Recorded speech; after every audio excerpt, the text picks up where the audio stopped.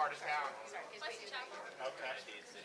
Yeah, no, man, I'll tell you what. Yeah, we were just up in Pasco. Well, this will be some good help for you, so we're happy to do that. Good afternoon. It's great to be at the Hillsborough County Sheriff's Office. Thanks, Sheriff Cronister, for hosting us. We also have the State Attorney, Susie Lopez, with us.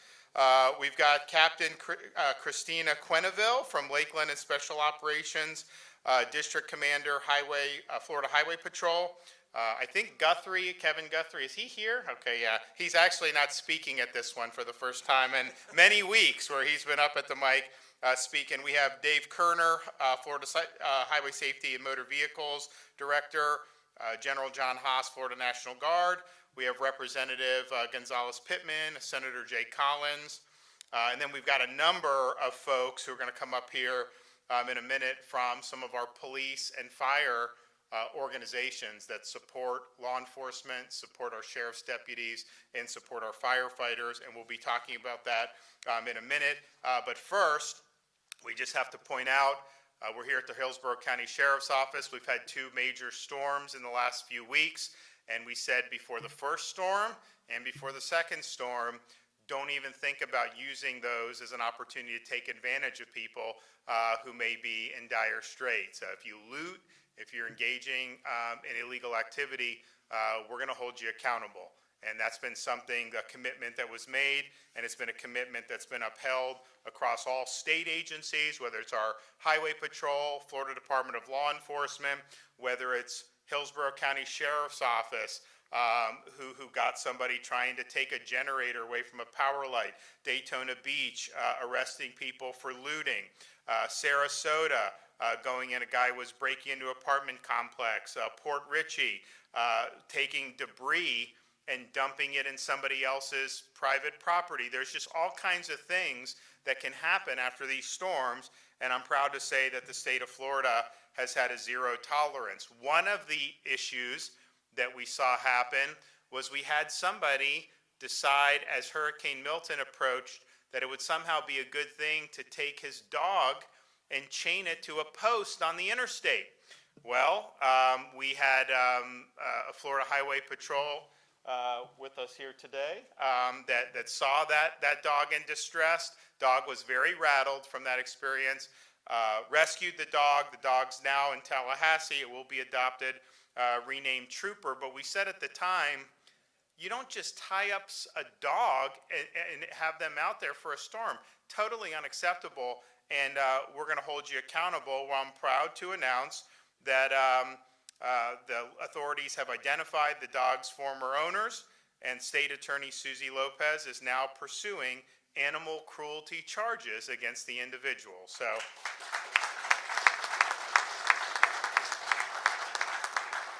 we said you'd be held accountable, and you will be held accountable. We also recognize that when you have these events, the folks that are in distress call, and people from Hillsborough County Sheriff's Office, our police offices, fire departments, of course our state agencies, they're the ones to show up. They're the ones that are working around the clock, and this is for multiple storms now. They've had to do that, but just because you're in the fight on that doesn't mean you're immune from having damage to your house or even losing your home or having other problems associated with the storm. This is something that we've recognized through past storms, including a storm like Hurricane Ian, and we want to make sure that those folks who have gone the extra mile for the community, that they're taken care of as well. And one of the ways we can do that is through the Florida Disaster Fund. This is a charitable organization that's affiliated with the state of Florida.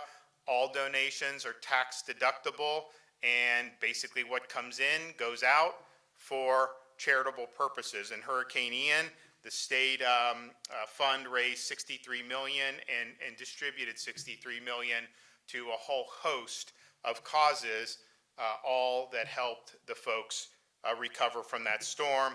We have received donations for both Hurricanes Helene and Hurricane Milton. We have more than $12 million that's been raised just in the past couple of weeks, including a very generous $5 million contribution from the home builder Lennar, and we want to thank them. Walmart did $1 million, and many others have done a lot. So we have this, and we want to be able to put it into practice to help folks who need it. So I'm proud to be here today in Hillsborough County to announce through the Florida Disaster Fund, we will be awarding $400,000 to support Florida's first responders, and we will apportion that $400,000 the following: $100,000 each to the following groups: the Florida Firefighters Charities Fund, the Florida PBA Heart Fund, Florida Sheriff's Association Fund, and the Florida State Lodge FOP Memorial Foundation. Those organizations will be able to use that for whatever they need to be able to help folks in need. So maybe they have a police officer who lost a home, or who has damage, or who needs some help, who lost a vehicle. There's a whole host of things that can happen, and they're able to go, or maybe you just need some temporary assistance. Now, granted, we are approved for individual assistance. We do have temporary lodging options. Kevin, correct me if I'm wrong, have we been approved for TSA yet? Okay, so we're waiting for FEMA to approve TSA, but they have done other stuff, and the state has options. And of course, obviously, people, their cars, their homes, hopefully, have adequate insurance for that, but not everyone does, and there's other needs that arise that some of those things may not be doing the trick. So this is going to allow those organizations to help and stand up and support their members. So I'm glad to be able to do this. I think it's really, really significant. What we'll do is we'll hear from some of the other speakers, then I'll bring everybody up to accept the check. So first we'll hear from the State Attorney, 13th Judicial Circuit, Susie Lopez. Thank you, Governor. I sheltered right here with the men and women of the Hillsborough County Sheriff's Office and got to see heroism up close last week. Thank you all for putting your lives on the line each and every day, all while they were away from their families. It's exactly why when I saw people committing crimes during the storm, the man who stole the generator like the governor just talked about, it made me really, really angry, because the good guys are out helping our residents and the criminals are preying on our residents. But guess what? In Hillsborough County, you're going to pay the price. We're going to prosecute you to the fullest extent of the law. Criminals face harsher penalties, as a matter of fact, during a state of emergency, which we were in last week. We are in one now. And you better believe that I will make sure that they face the music. The crimes that can be enhanced as of now include burglary, robbery, theft, contracting without a license. I'll tell you what, though, everywhere I went this week, people were talking about the storm, what was going on, their electricity, and they were talking about a dog named Trooper. The fact that someone could just leave this defenseless animal tied to a pole on the interstate as we were facing a Category 5 hurricane is absolutely impossible for me as a dog owner and dog lover, as so many in our community are, impossible for me to imagine.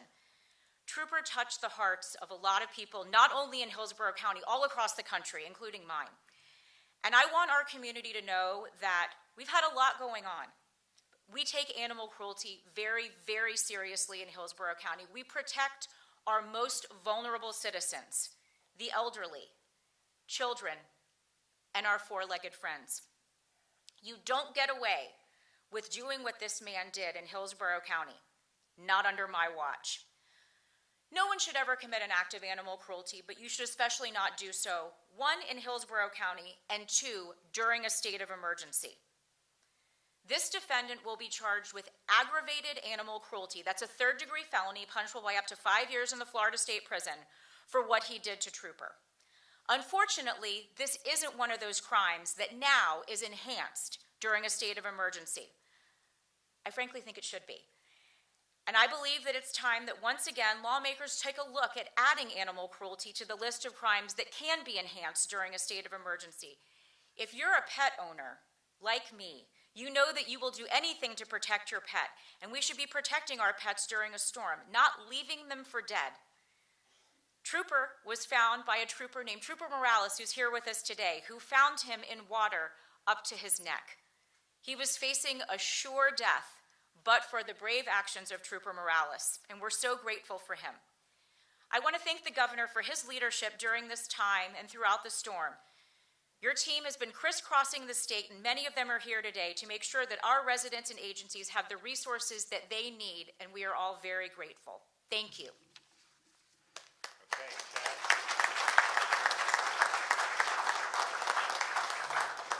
Thank you. As you can tell, it's not a coincidence that crime we've experienced such a tremendous, significant crime reductions since your partnership the last 2 years. Madam State Attorney, thank you for everything that you do. Thank you for your partnership.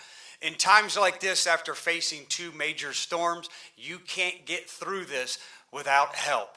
Governor, that help always starts with you. Out of the 4,000 employees here at the Hillsborough County Sheriff's Office, we've had 80 employees that have been impacted by this latest storm. The 2 deputies behind me, Deputy Corporal Kafila and Sheriff's Pilot Thunderbook, have both been displaced from their home. Large trees fallen into their home and filled with 16 inches of rain. And I could go on and share similar stories like this throughout our county and throughout our state where people are impacted. An employee from the storm before, where their home was flooded, she moved out and moved into a rental house, which was flooded again this storm, and she had to move into a rental. Yet these employees, all 80 of them, never missed a moment of work. They never missed the opportunity to continue and serve this community.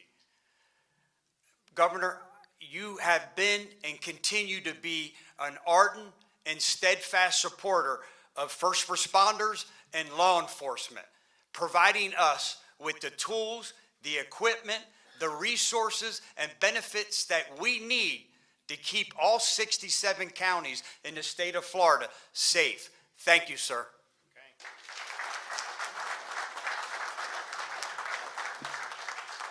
Governor, thank you for having me here today on behalf of the Florida Highway Patrol and its nearly 2,000 state troopers who work day in and day out to support amazing professional law enforcement agencies like Hillsborough County Sheriff's Office. Sheriff Cronister, you are an outstanding leader. We're honored to work with you. We're honored to fill that gap where necessary and serve the public as a partner with your agency and with every other law enforcement agency in the state of Florida. I think you hit it on the head, Sheriff, about law and order.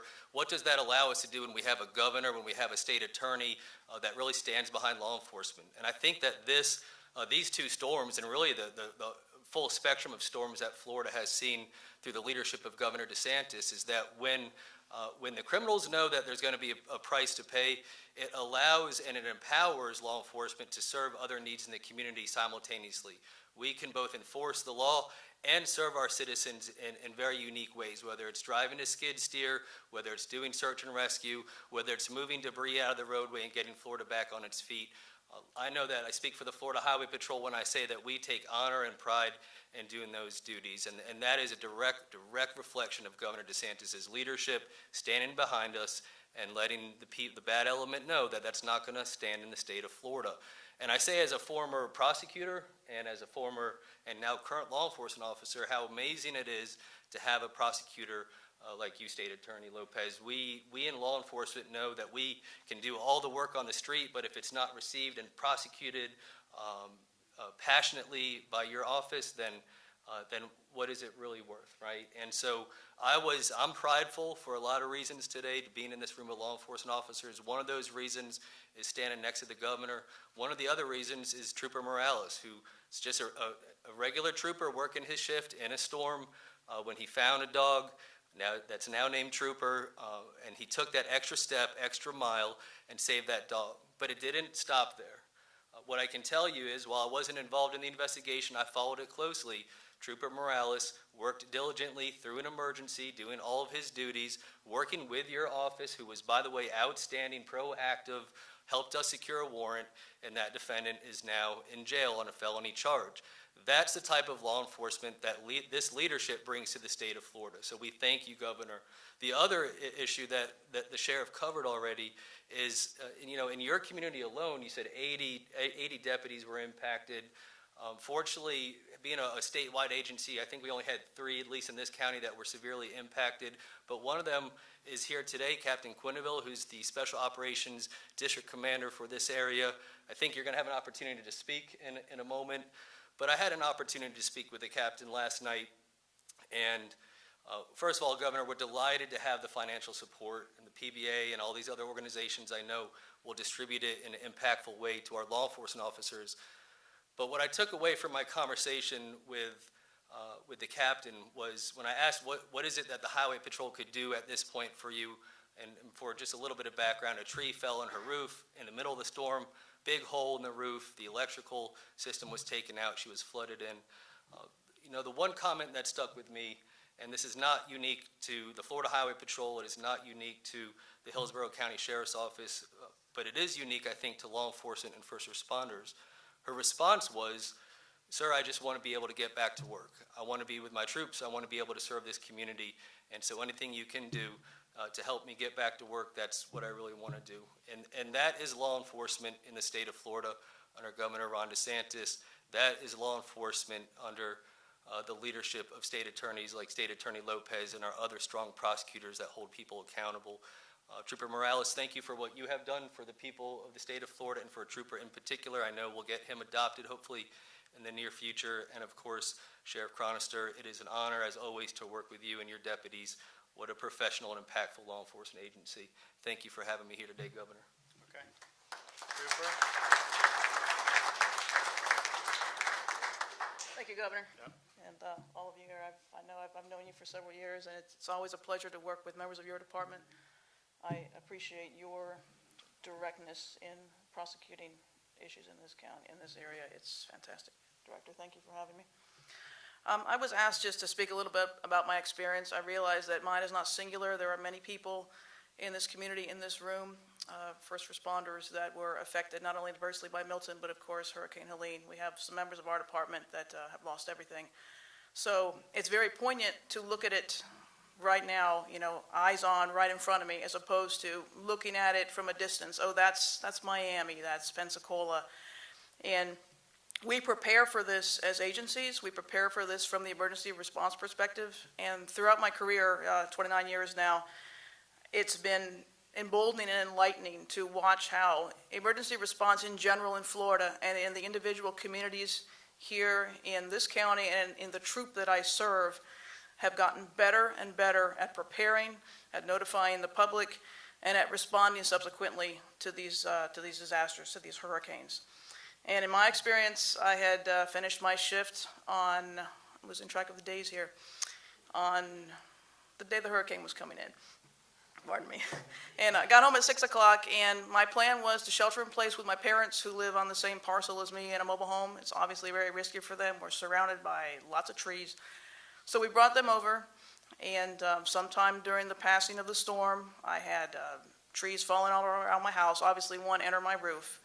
And my plan was to try to patch that up and put a chainsaw in my vehicle, and when the sun rose, see if I could navigate a way out of my property and go to work. My plan was to navigate my way or cut my way to whatever needed to be helped first. I served mainly in a coordinating role, and I've done that through my career, interacting with the various functions of the emergency response function, of the local EOCs, and that has been rewarding to me. But now to be kind of the subject of it, going, this is the real experience for me, where I have to put aside what my duty is, which is hard for me. So I instead, since I could not leave my residence, I had many problems going on, I was put into a role of how can I coordinate with intermittent cell service, with no Wi-Fi, what can I still do? So I found there was a lot I could accomplish to still keep that momentum, keep our people where they needed to go.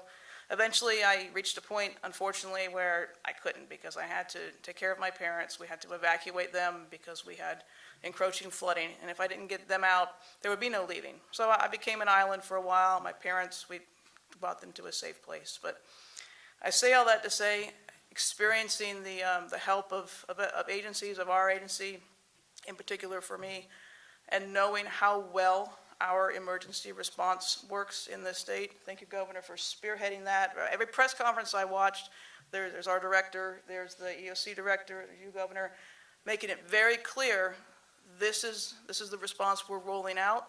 This is what we're doing for you, citizens and visitors to the state of Florida, and I see we have a very smooth operation. We're prepared for these things. We can't be prepared for every eventuality, but we pivot, and we find the resources, and we work together as a team in this great state. So I'm glad to be able to just share a little bit of my experience.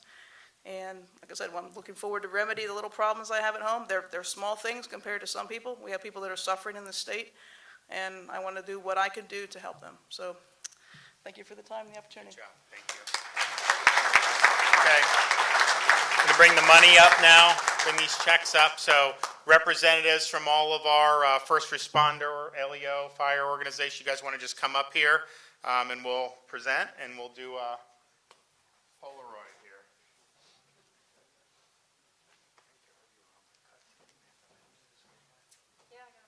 Firefighter. Yes, sir.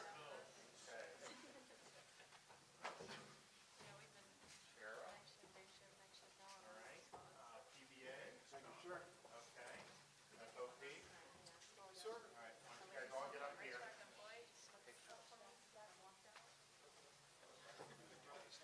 more? All right.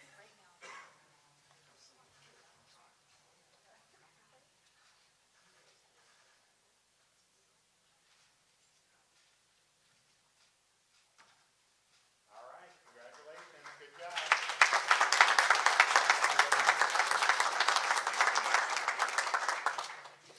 All right, well, we're going to be doing more with the disaster fund to be able to get immediate relief out to people. We just awarded to a number of private organizations that do things like muck and gut homes, debris removal, a whole bunch of things that are particularly helpful with elderly because, you know, you don't want to have elderly have to be, you know, hauling trees around their property, the branches and everything.